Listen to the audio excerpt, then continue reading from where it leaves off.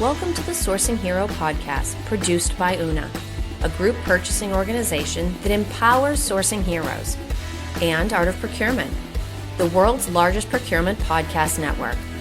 I'm your host, Kelly Barner. The goal of the Sourcing Hero podcast is to capture the epic stories of people who are rising up and beating the odds to create exceptional value within procurement, directly from those heroes themselves. Today, my guest here on the Sourcing Hero podcast is Alex Ball. Alex has spent most of his career in marketing and demand gen, helping companies connect with and engage their target personas.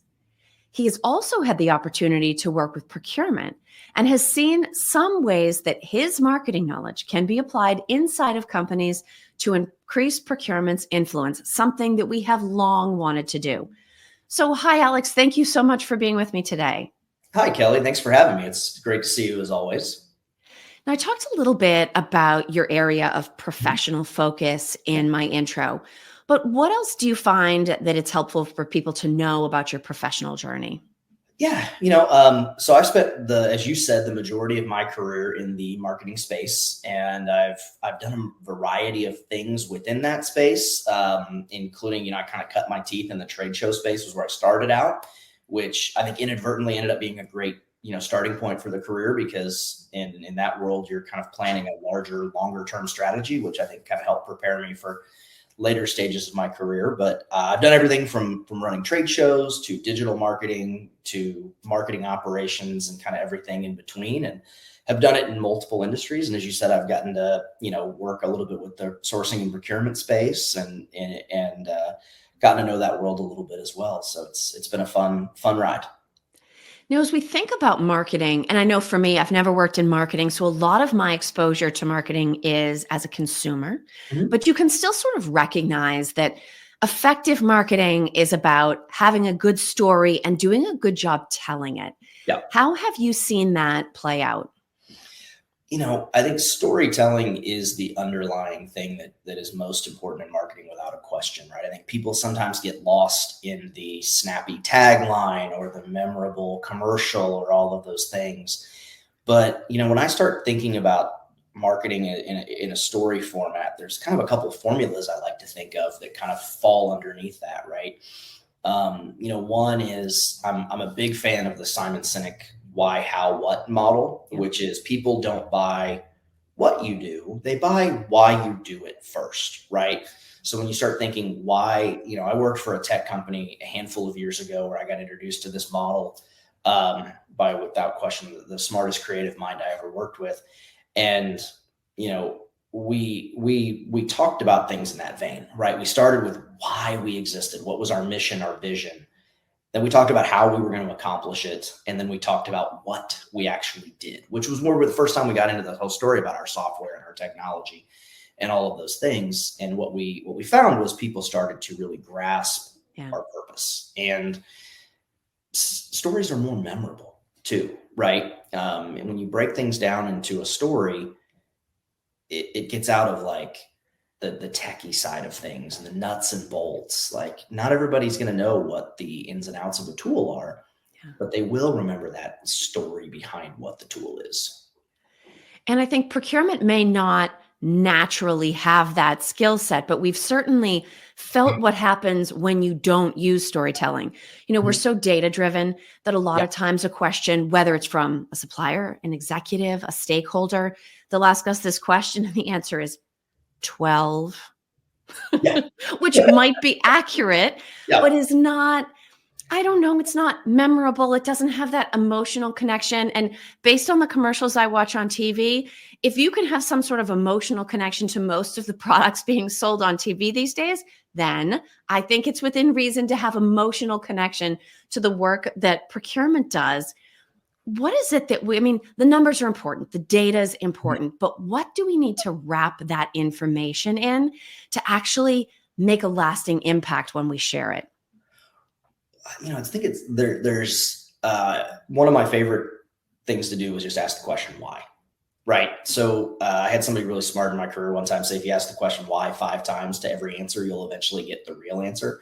So in the example you used, you said the answer is 12. Okay, so why is the answer 12?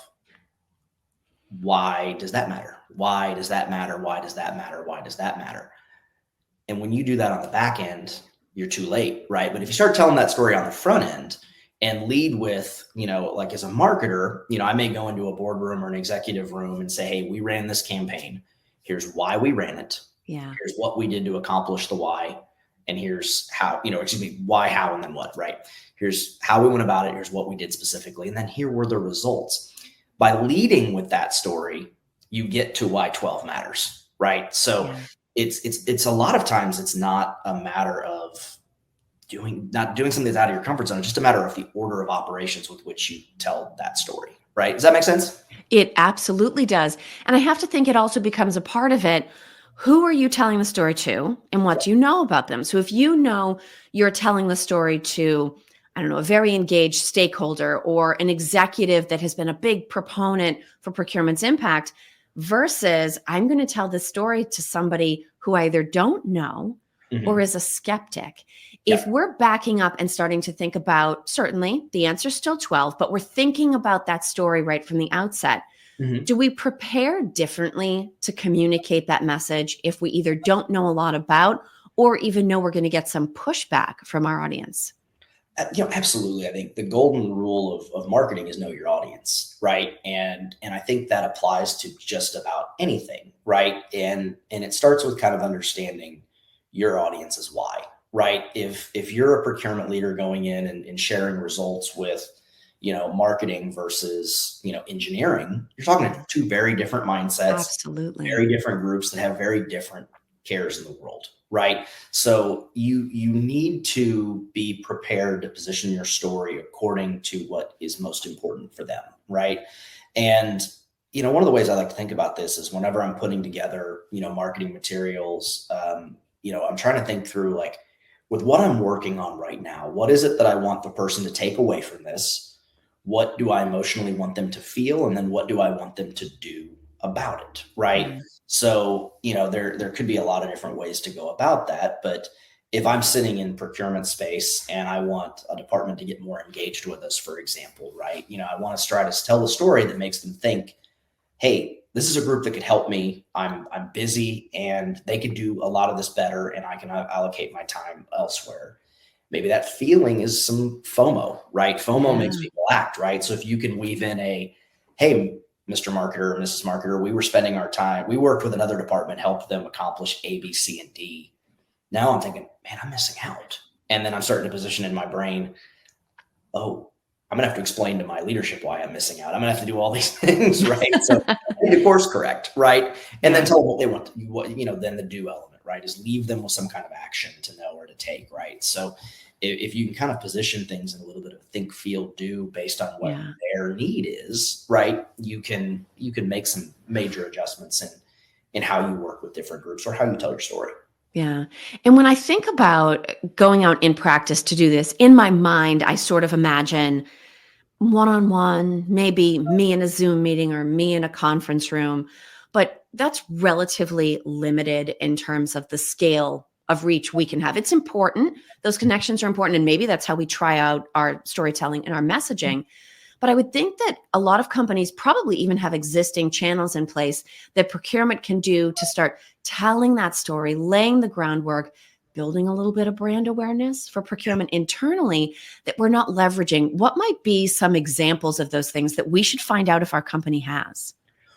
That's a great question, to be honest. And I think it's a great way to look at it and to take, I like to consider myself an opportunistic marketer. And I think you've just pulled out an opportunistic way to position yourself. I think that the underlying thing I would share here is before you look at where to go, I think you hit on something, Kelly, that's really important, is being proactive in telling your story, right? Look to tell your story, especially in today's world. But, I think there's a lot of different capabilities a lot of companies will have, right? You'll have your intranet, you'll have your, monthly company newsletters.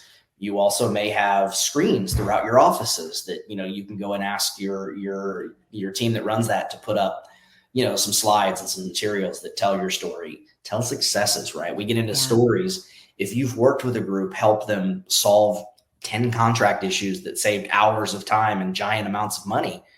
Tell that story that way, right? That's important. I think beyond just looking at it though, from the context of where and how, it's again coming back to that what, right? And not being afraid, being proactive to do those things, because procurement has an opportunity to make a massive impact on the business. And a lot of people don't realize that, right? A lot doesn't. As a marketer, I never sat back and like, who could help me today is procurement.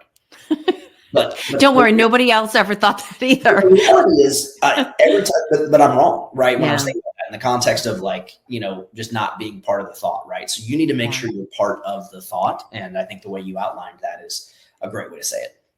And I don't know why this is. I mean, it's always a danger to generalize, but I've walked this walk. Procurement is terrible at telling our own story. We are terrible at self-promoting, even when it's not promotional. I mean, you don't have to be P.T. Barnum to get the word out. And I don't know if it's about our personality or if we think we're supposed to be understated or we're worried about attracting attention, but we're absolutely dreadful at promoting ourselves and our impact. Is that something that is inadvertently maybe having a negative impact on our relationships and our opportunity for influence internally? I mean, the answer is always possibly, right? I think, it's funny. I've spent my entire career in marketing and I've never been somebody that's been very good at self-promotion. Frankly, I've been told a lot of times that it's something you need to work on, right? And it took me a few years to kind of recognize it. And one, I think there's always an underlying fear around, am I going to come off as arrogant or self-promoting or those kind of things? And when it's done wrong, you certainly can, right? I mean, I think we've all worked with that person that spends all day telling you how great they are, and it's a little annoying, right? But more than a little, yeah. The other side of this is when you start thinking about perception, right? And harsh reality in the world is perception is reality to the person or persons who hold that perception. Mm. So when you're not sharing the work and not sharing the wins or sharing the learnings, there is an unintended consequence of no news isn't good news, right? No news becomes a question mark, right? So by being proactive and getting out ahead of things, you're actually making a big difference in the value you can drive and just the perception of you as an individual or your department as a whole, right? So I think more than anything, it's about getting out and telling stories ahead of time and being part of the conversation. And one of the benefits of that is that to tell a story, you have to learn a story. I mean, when I think about some of the procurement teams that I've been on or worked with, there's usually some kind of division. So maybe I'm services and other people are products, or maybe I work with this business unit or geography and other people have others. If procurement is connected internally, I don't have to sit down with my group of stakeholders and say, hey, you guys, I'm so great. Guess what I did? I could say, hey, everybody, I have a wonderful procurement success story to share. I didn't personally have anything to do with this. It was my colleague, Frank, or my colleague, Susan, in some other part of the business, but it connects to what you're trying to achieve.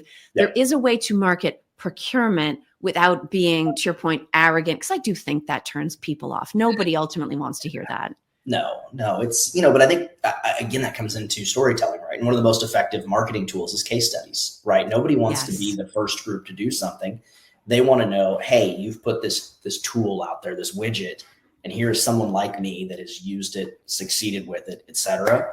So if you can pull from those examples and say, hey, my peers that work with engineering accomplished A, B, C, and D, we follow the same process. So if we can more tightly align and you got results A, B, C, and D, what could that mean to your productivity, efficiency, bottom lines, all of those things? If we're trying to start wrapping some of these storytelling approaches into our work, I mean, one thing I can absolutely say with certainty is that most procurement professionals and teams already have too much to do. Mm-hmm. Is trying to add something like a storytelling approach or a marketing approach going to take a lot of time? Is it something that we can sort of weave in? What type of a time carve out should we try to make? I mean, certainly it seems like it's an effective approach. There are good reasons to do this, but how time consuming does this have to be? The harsh reality is it doesn't need to be super time consuming, right? So when you start breaking this down, it's what I hope you take away from this is not what you should be doing, but it's how you should be doing it. Because theoretically, you're probably doing a lot of these things inadvertently. And what marketers, I think, have done pretty well over the time and by nature, and what they should do is they've made this part of their process. They've made this part of their operating rhythm, right? Yeah. So when you start thinking about, what you set out to do as a procurement professional, you theoretically should have already done the why, how, what. You just haven't put it in that story. So that all should be on the front end for you, right? So just be thinking as you're creating a process, a strategy, going through, whatever executions you've put together that in your brain, why we're doing this, how we're doing it, what we expect to accomplish from it. So then your story's already told, right? So you don't have to come up with 50 slides and a bunch of stuff to go tell it. It's just about how you do it. So then you're just really measuring the results and then going a layer deeper and sharing what the results mean, right? I could go and present to a bunch of procurement professionals tomorrow and talk conversion rates, MQLs, SQLs, pipeline driven, and I'd be talking, Greek to them, right? So I was going to say, can you feel the blank stare coming through the audio? So a couple of things happen when you tell that why, how, what. You've now started to make the data make sense inadvertently, and then you can start saying the numbers, right? We saw an increase of 10% here. We saw a decrease of this, et cetera, whatever those may be. And you spend less time getting into the nitty gritty behind the numbers. Yeah. Then you pivot to why this matters and what you can get from it, right? So it actually can come back, and by preparing your story before you ever present it, you can actually make this happen a whole lot faster. So I can see where using storytelling can not just make procurement look like a hero, but actually position everybody involved in procurement's initiatives for success.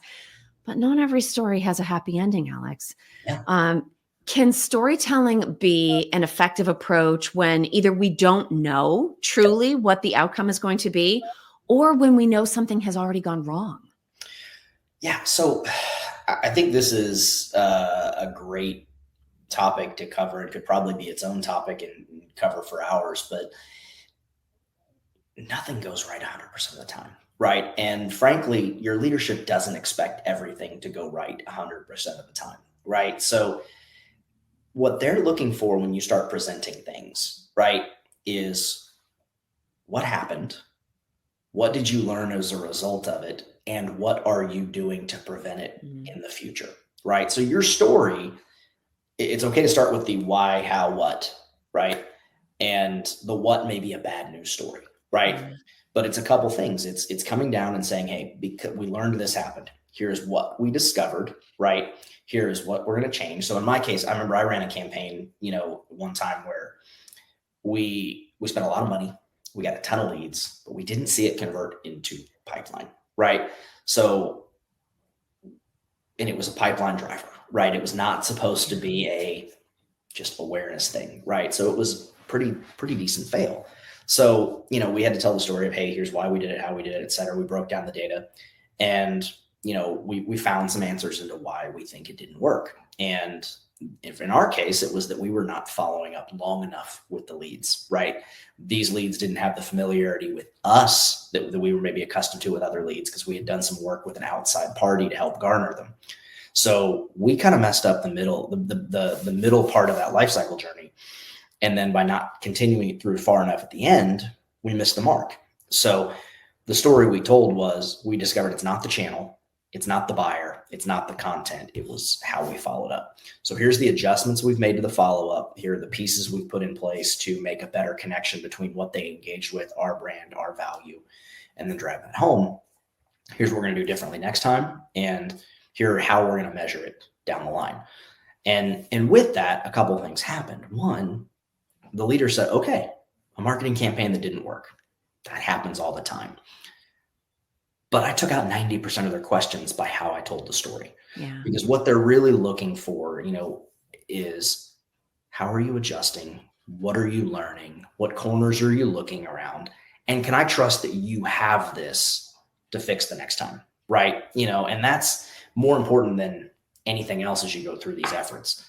Don't be afraid to tell bad news. Yeah. But tell it quick. Bad news doesn't get better with age. And tell why, how, what you're doing differently.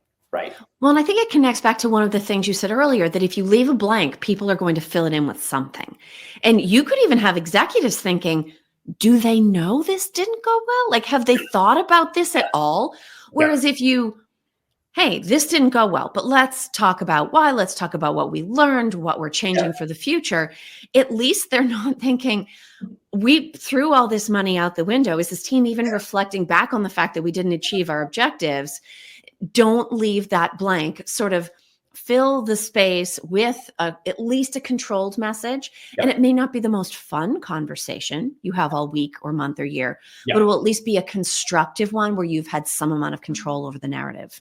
Well, and I think you hit the nail on the head, right? It's controlling the narrative, right? And it's more than controlling the narrative. It's just about being proactive, right? And it's no different than when you're a kid and you or hitting your baseball around the front yard and you shouldn't have been, and you hit your dad's car with it, right? Would you rather tell your dad, "Hey, I hit the car," versus your dad ask the question of, "Why is there a giant dent on my fender?" Right? Why are there seams in it? Right? It was you, right? So it's all about getting ahead of things, right? Now, in that case, I was doing something dumb and shouldn't have been playing baseball where I was. But but you apparently learned a lesson from it that is still resonating for you all these years later. For the record, I told him right away. But the point is, nothing's going to go flawlessly, right? And whether we want to admit it or not, nobody knows that better than your leadership, because they've all stubbed their toe a number of times, and they struggle as much as we do. It's all about how you adjust to it, how you tell that story, and how you demonstrate that we're not going to do it again, right? It's the old, I think it was the Henry Ford story about the guy who made a colossal, $100,000 mistake on the Model T assembly line. And the board couldn't figure out why they weren't firing that guy. And Henry Ford said, "There's only one person in the world I can trust is never going to make that mistake again." Absolutely. And so, it's about kind of accepting that, hey, you're going to mess up. You're going to make a mistake. It's learning from it and demonstrating that how and what you've learned from it. Yeah. Now, Alex, before I let you go, we have a tradition here at the Sourcing Hero podcast that I want to bring you into. This is your official initiation into the club. I'm going to give you 2 questions. You can answer either one, and there are no wrong answers. So your choices are, what does the idea of a sourcing hero mean to you? Or what do you think heroism looks like in a business context? Ooh, those are 2 great questions. I'm going to take the latter, right? Of what does heroism in a business context look like? And I think it comes down to doing the little things right.